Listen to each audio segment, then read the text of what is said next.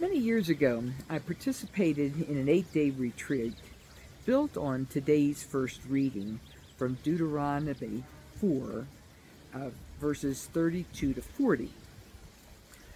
Moses exhorts the people to think, to reflect, to open their eyes and hearts to the miracles in their midst. He begins with, "Did anything so great ever happen before? Was it ever heard of?" And then he goes on to enumerate specific examples of God's power, mercy, and love that they've been privileged to experience. I'm going to read to you some of those words that Moses wrote. "Did a people ever hear the voice of God speaking in the midst of fire as you did and live? Or did any God venture to go and take a nation for himself from the midst of another nation? By testings, by signs and wonders, by war, with his strong hand and outstretched arms, and by great terrors, all of which the Lord your God did for you in Egypt before your very eyes. All of this you were allowed to see, that you might know that the Lord is God and there is no other. Out of the heavens he let you hear his voice to discipline you. On earth he let you see his great fire, and you heard him speaking out of the fire." This type of reflection, looking back to see the wonders that I've experienced in my life, is not only healthy and right, it's mandatory to see the hand of God in my life and in your life. Like the Israelites, I tend to get caught up in the everyday trivia and travails of my life and forget the big picture, and the many times that I've been saved from physical danger, my own and others' ignorance, and my mistakes and sinfulness.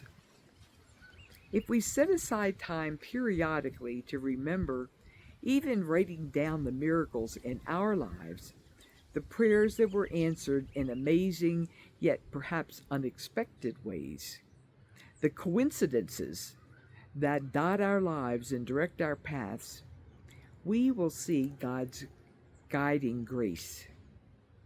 We will be awed enough to say, like Moses, "Did anything so great ever happen before?"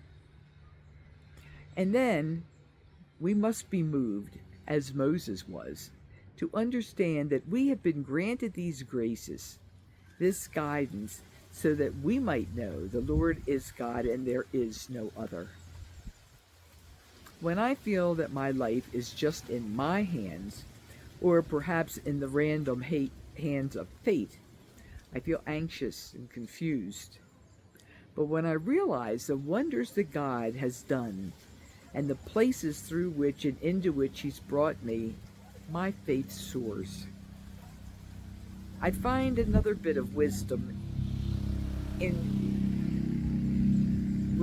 Moses' exhortation, and really the key to building and sustaining my faith.